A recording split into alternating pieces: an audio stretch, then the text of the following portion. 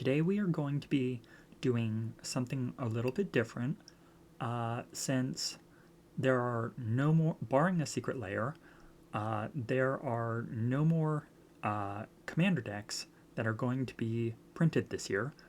I have decided to make tier lists of all of the things that can be your commander that have been released in a commander deck over the last 14 years. And each one of these videos will be going over another color identity, and if it was produced by Wizards of the Coast and it was released in a commander deck, you will find it in one of these tier lists. Now, the tier lists, these are based on my own personal opinion and whether I think that a commander would be either great, good, alright, or just super niche, or absolute trash as a commander. And again, this is subject, this is my own opinion. Your opinion may vary, so don't get butthurt if, I throw your baby into the stays in the 99 category. But let's get started. Alright, first up is Atraxa, Praetor's Voice. And as you can see, everyone knows what Atraxa does. Flying, Vigilance, Death Touch, Lifelink. And at the beginning of your end step, Proliferate, which means you can choose any number of permanents and or players with counters on them, and then give each of them another kind of that counter. So it can be loyalty, it can be +1/+1 counters, it can be -1/-1 in poison counters, charge counters, any type of counter. I think that this is probably one of the broadest commanders you can do. It's really good for its colors, and I know it's one of the most popular commanders, so that's probably going to go in great. So next we have Brea, and I'll be honest, I do have Brea as one of my commanders. Let's move it, so I'll figure out a space so you guys can read it. Brea is very much focused on artifacts, and she's in good colors for it. Each one of these abilities is, the fact that she makes 2/1/1 Thopters is extremely relevant for her, and she's a sack outlet for your artifacts, and she's either life gain, she's direct damage, or she is a kill targeted removal. And I think Brea is another one of those really great commanders. Apparently next is Kianos and Tiro of Meletus. This is the Blacklist commander from the 2016 commander decks, and it's a 2/8. At the beginning of your end step, you draw a card, and then each player may put a land from their hand onto the battlefield, and then each opponent who didn't do this also gets to draw a card. So you're ramping and you're drawing a card, and your opponents get to choose which one to do. Unfortunately, I think this is the weakest of the 2016 commander face commander decks, but I'm going to say that this is probably one of the niche commanders. It's not bad enough, and it's really awkward in colors, but to go in the 99. But if you're doing great group hug in these colors, you are most definitely running this as your commander. Next is Saskia the Unyielding, the blue list commander, and I wish that there was more commanders in this color combo, because right now, unless you are using partners, you are stuck with this commander. And let's see, she's very aggro focused. She's got vigilance and haste, so she will always be blocking, and she'll basically swing when she comes down. As she enters, not when she enters, so it's not a triggered ability, you choose a player. And whenever a creature you control deals combat damage to any player, it deals that much damage to the chosen player. But I think Saskia she's alright. Alright. Yidris, Maelstrom Wanderer. Boy, this is a lot of text.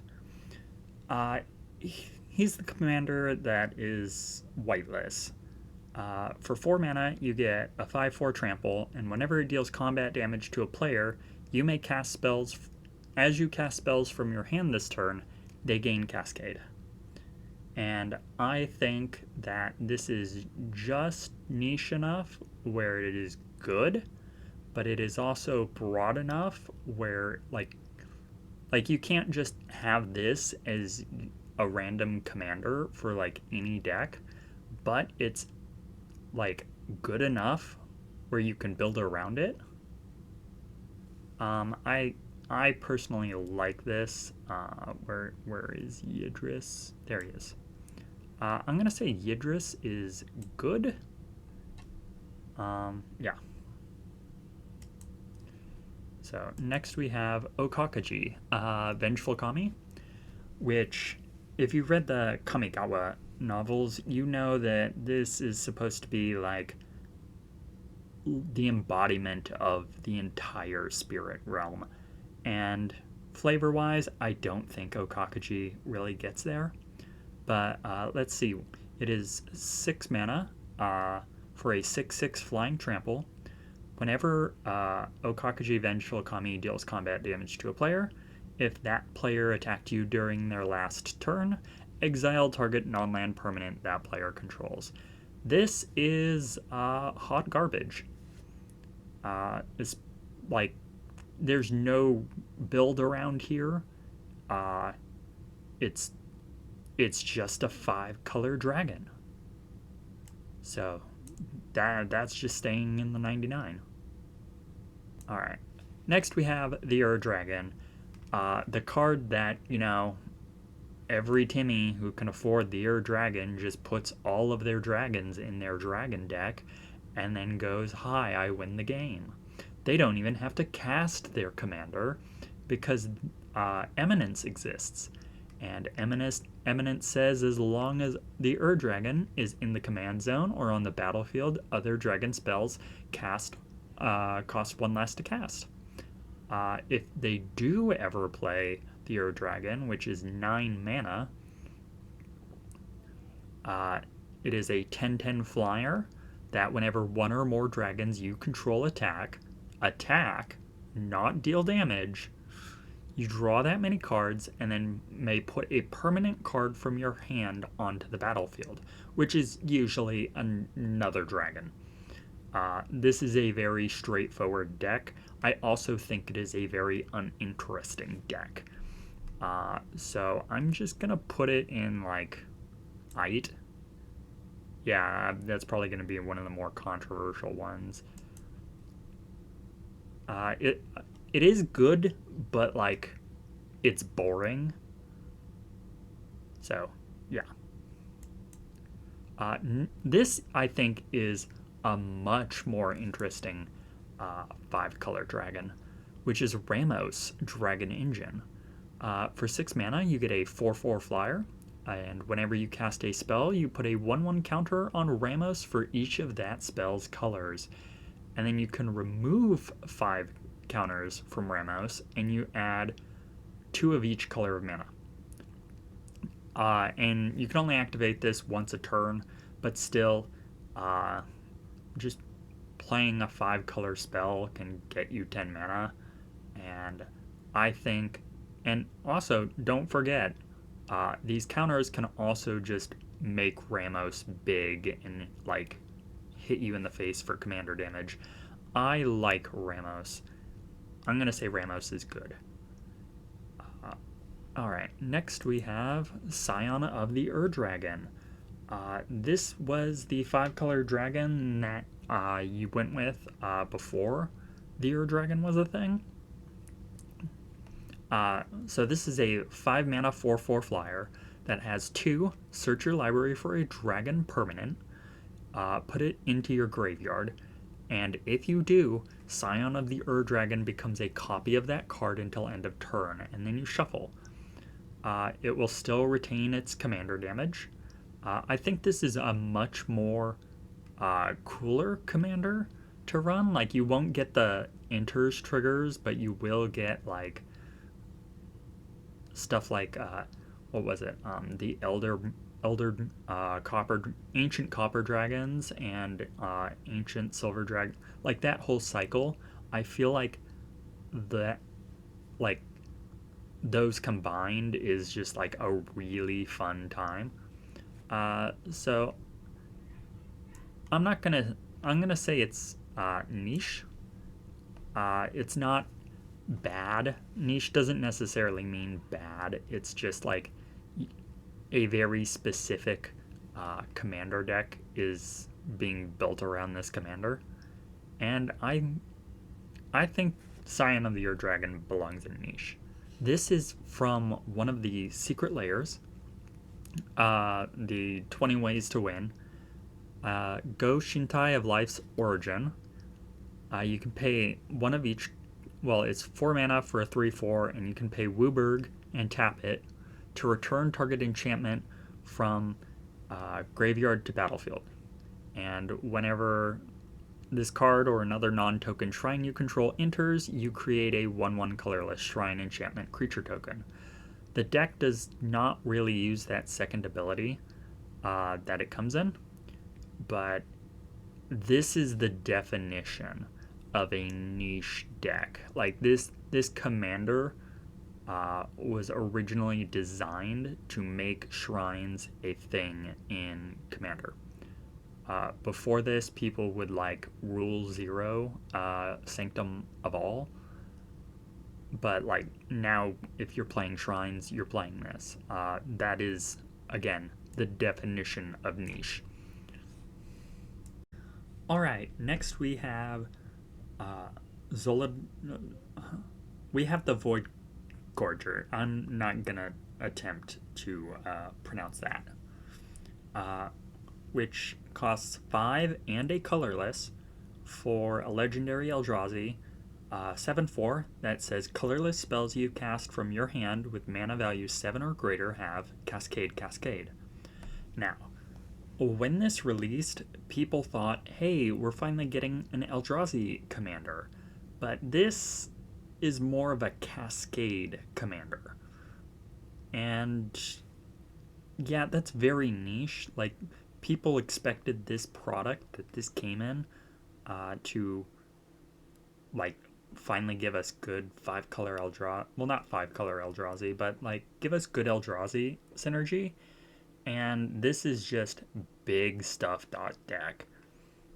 And you're going to see a lot of these are probably going to end up in niche because Hasbro and Wizards of the Coast likes to make more niche commanders with like, especially in multiple colors, because otherwise you end up with a Golos situation where it's like, oh, Golos is just the best 5-color commander and can do anything, so there's no reason to ever use another 5-color commander.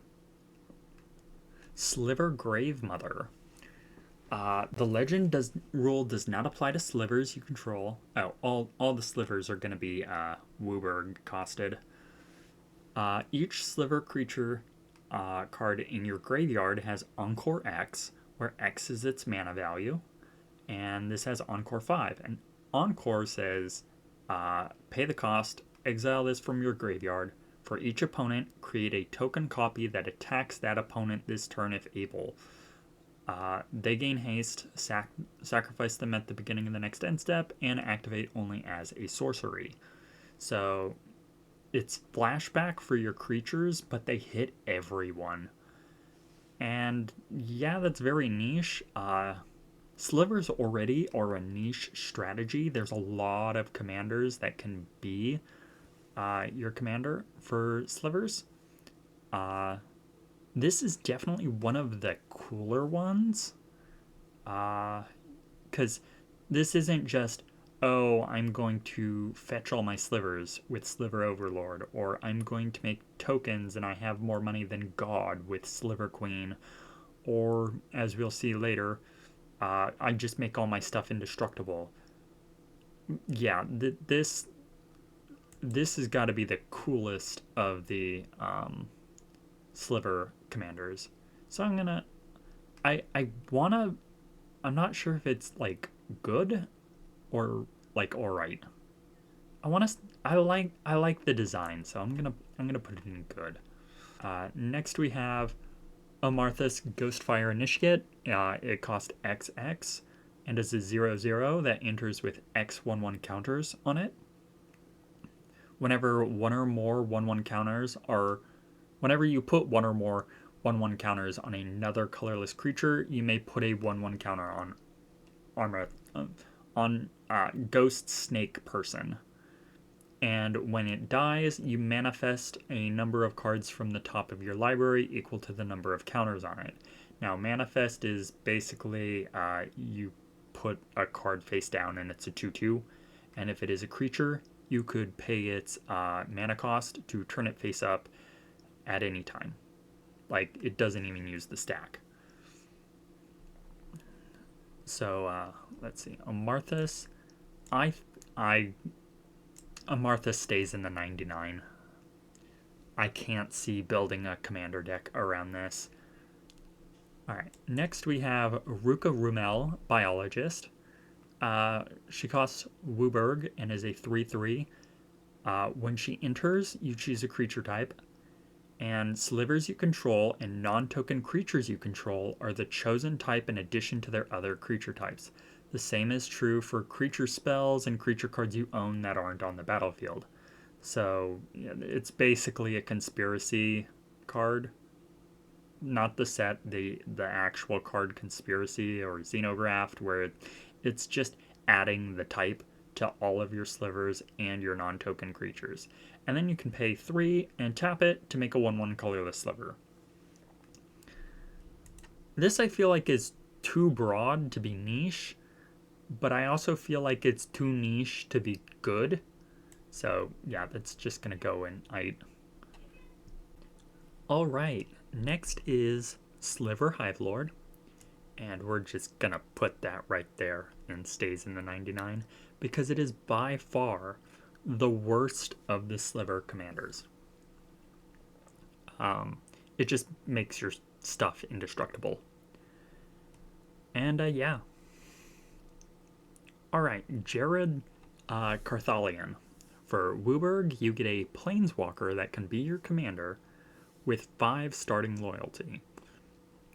+1, you make a 3/3 Kavu that has trample and is all colors. -3, you choose up to 2 target creatures. For each of them, put a number of 1/1 counters on it equal to the number of colors it is. -6, you can return target multicolored card from your graveyard to hand. If that card was all colors, you draw a card and you create 2 treasures. This is niche, even for niche. And it's not good enough in the 99. When we asked for a 5-color planeswalker that could be your commander, the expectation was a commander for your Super Friends deck, and that is not this. This was also one of the weaker sealed decks that have ever been produced, and I think it is solely because this card just does not do enough. Yeah, it can protect itself with a 3/3, but like you're playing against 3 players. Planeswalkers tend to be worse in Commander because you can't really protect them from every other player. You can like stop one attack with like the +1. but at least he does make a token that synergizes with his other ability, his -3. But the problem is he kind of wants all colors, like all your cards to be all colors, and there's just not enough cards for this deck archetype. So can I make another one? We're gonna make another tier just for Gerard, right? Not Gerard, Jared right now. Let's see. And then here we have his like great grandson, who is actually, I feel like, better than him.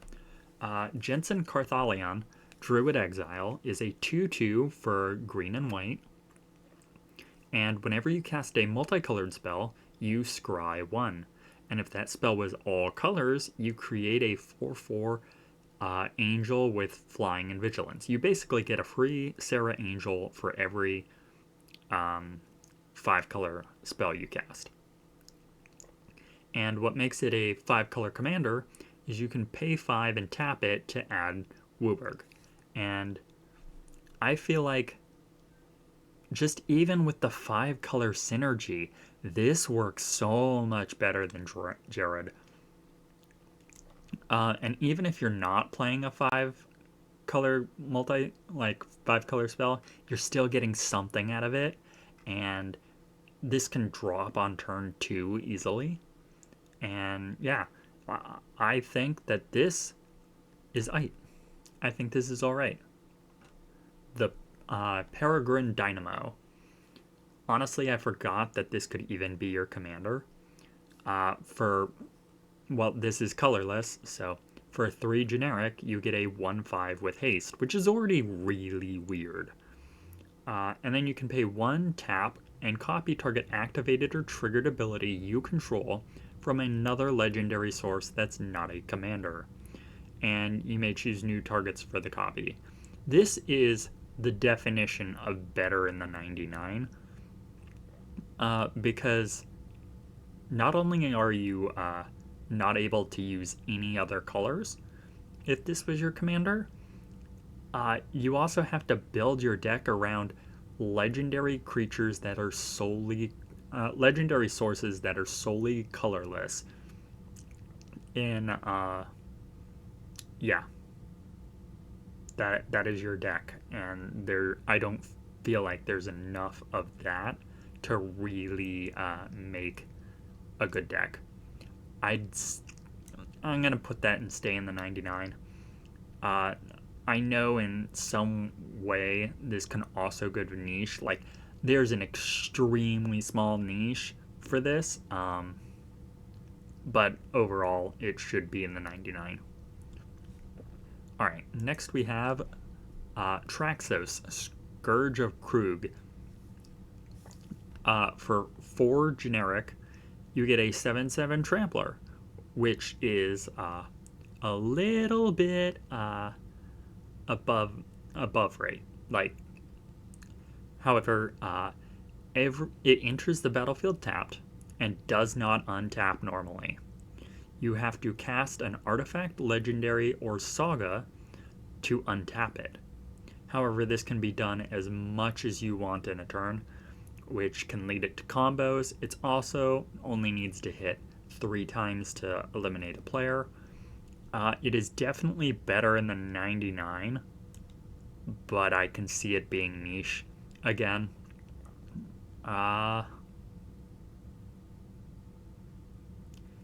Yeah, just because it's niche, it definitely is better in the 99. Hey, editing Arya here. I have no idea what I was thinking with this placement. As you can see, I kind of contradicted myself where I was gushing about how good it was and then immediately put it in stays in the 99. I did that because it's in several decks 99 of mine. I would actually probably place this in good because almost every Colorless spell, which you would run in this deck, untaps this card. So the placement for this card is good, not stays in the 99. Now we have the Warring Triad, and this is one of the newer cards from the Final Fantasy Precon. It is 3 mana for a 5/5, again, above rate. Flying Trample Haste. As long as there were fewer than 8 cards in your graveyard, it's not a creature. And then it has tap, mill a card, target player adds 1 mana of any color. I don't think it's big enough to, like, justify its, like, 3 mana. It's essentially a mana rock that once it's big enough, once you have enough things in the graveyard, it becomes a 5/5 Flying Trample Haste. And I do not think that that is strong enough to be your commander, especially if you're sacrificing colors for it. So yeah, that stays in the 99. All right, Ulalek Fused Atrocity. I am not describing that mana cost. It's Wooburg or Colorless for each. This is a 2/5 Eldrazi with Devoid. It has no color, but its color identity is still 5 color. Whenever you cast an Eldrazi spell, you may pay colorless. If you do, copy all spells you control, and then copy all other activated and triggered abilities you control. You may choose new targets for the copies. That's powerful, but also kind of boring. Like, it's not boring. I have a confession. I hate Eldrazi. I hate Eldrazi so much. But this is good. Like, if I am playing and someone pulls out an Ulalek deck, like, they are my first target.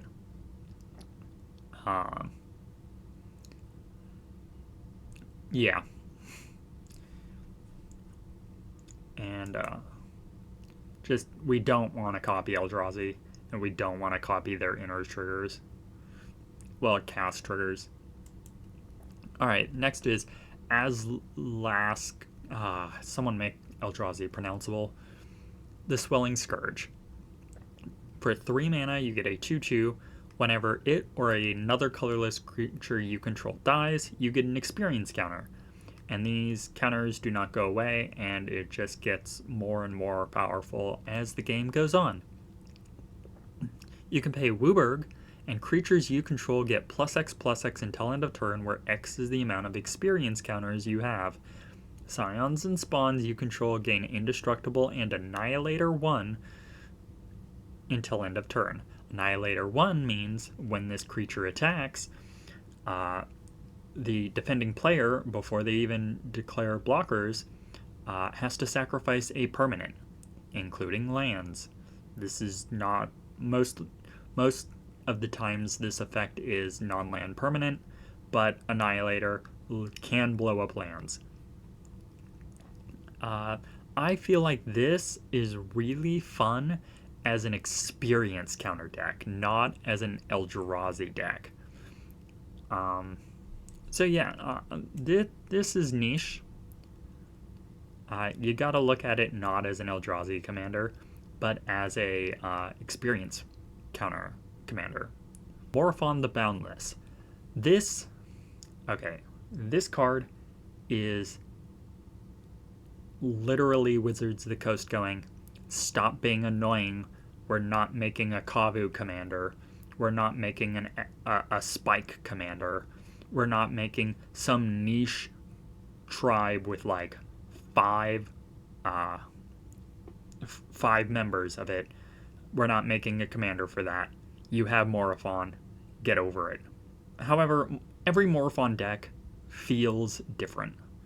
And it feels very bracket 1, bracket 2-ish. And I can see it being a necessary card. However, I also feel like it's kind of boring. Simply because it's there to kind of shut up the community. But Yeah, I know it's broad, but it is also niche because, like, you're making a usually a bad kindred strategy. All right, next is Sky Sovereign Console Flagship. Uh, this was not designed to be a commander. This is a recent rules update that allows legendary vehicles to be commanders, and therefore, this is probably not going to get a good rating from me. Uh, it's 5 generic for a 6/5 flyer with crew 3, which means you tap creatures with total power 3 or more to make it a creature until end of turn. And whenever it enters or attacks, it deals 3 damage to target creature or planeswalker an opponent controls. I'm going to be honest, I do not like vehicles. The only deck I think I have out of like my 35 decks for Commander that runs vehicles is Baron Von Count, because it is very easy for them to have multiple instances of numbers from 1 to 5. I think vehicles, they're not creatures when you like need them to be. And yeah, some vehicles are good, most of them are garbage.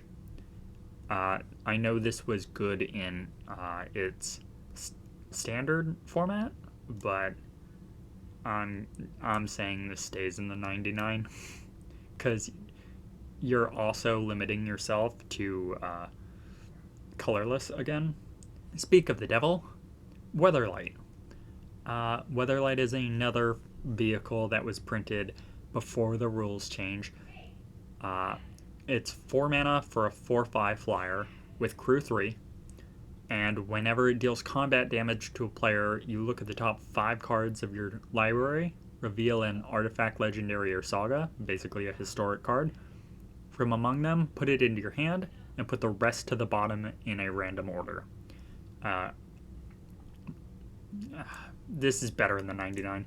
Again, a lot of these vehicles that have been upgraded to being a commander are just, they were not designed as a commander. So yeah, they're almost all of them are going to be stays in the 99. Next we have Sisay Weatherlight Captain, which is in one of the secret layer decks. And yeah, this card is great. Alright, so we can't just put Sisay in the great tier without actually telling you what Sisay does. For 2 and a white, she is a human soldier who's a 2/2. She gets +1/+1 for each color among other legendary permanents you control. You can pay Wooerg and search your library for a legendary permanent card with mana value less than Sisay's power. Put that card onto the battlefield and then shuffle. This works with lands, this works with artifacts, this works with planeswalkers. And yeah, uncounterable tutor directly into play, that is very, very good. It requires a little stuff to get rolling, but yeah, this is CEDH for a reason. And next we have EDE. I am mispronouncing that. It's 3 letters, and I guarantee you I am mispronouncing. It's probably Eddie. Lonesome Eyebot, which is not an eye, which, again, I don't know Fallout, but like, come on, it's an Eyebot. Make it an iRobot. For 3 generic, you get a 2/1 flying with whenever you attack, if the number of attacking creatures is greater than the number of quest counters on Eddie, put a quest counter on it. And then you can pay 2 and sacrifice Eddie to draw a card, then draw a card for each quest counter on Eddie. Yeah, this is a 99 because it wants a lot of little creatures to attack. And no. Colorless decks are not good at token swarms. So this stays in the 99. We have a really small copy of Tazri. Uh, she is a human warrior, 4/6, that costs 4 and a white. This spell costs 1 less for each creature in your party. A party consists of a wizard, a cleric, a rogue, and a warrior. So this can eventually cost just 1 white pip. And then you can pay two. I hate hybrid mana. It's hard to say what it is. You can pay blue, black, red, green, or 2 generic instead of any of those color pips to look at the top 6 cards of your library, revealing up to 2 cleric, rogue, warrior, and or wizard and or ally cards from among them and put them into your hand. And then the rest go to the bottom in a random order. This was kind of like ally was stapled onto this because she used to care about allies. I feel like party decks never really took off. She is pretty good for party decks, but I'm sorry. We're talking about a niche of a niche that, yeah. Is she niche? I mean, yeah, no, she's niche. Like, you don't put her in the 99 of a random deck. If she's a commander, most likely. All right. Then we got Bessie, Doctor's Roadster. Again, this is a vehicle that was not made to be a commander, but it is a 2 mana, 3/4 haste with crew 2, and whenever it attacks, another target legendary creature can't be blocked this turn. Again, not a lot of legendary creatures that are specifically artifacts or colorless, especially. Yeah. This stays in the 99. And then the last card is a double face card, so you can play either half. The front facing half is Asika, God of the Tree. She is a 1/4 for 1 and 2 green. She has Vigilance and tap, add 1 of any mana, add 1 of any color, and other legendary creatures you control have Vigilance and tap, add 1 mana of any color. She's a mana dork for all of your legendary creatures as well. Her other half, which gives her her Wooburg color identity, is the Prismatic Bridge, which for Wooburg is a legendary enchantment. At the beginning of your upkeep, reveal cards from the top of your library until you reveal a creature or planeswalker card. You put that card onto the battlefield and the rest to the bottom in a random order. This is pretty much a God commander and a planeswalker commander. So like I think Asika is all right for what she does. She's definitely not niche because you can build her multiple ways. In fact, the commander deck that she helms is a deck that is mostly double-faced cards. So yeah, she is definitely very flexible. I haven't really seen someone play her, but I think she's all right for her job. This is the list for colorless, 4-color, and 5-color commanders that are available in Precons.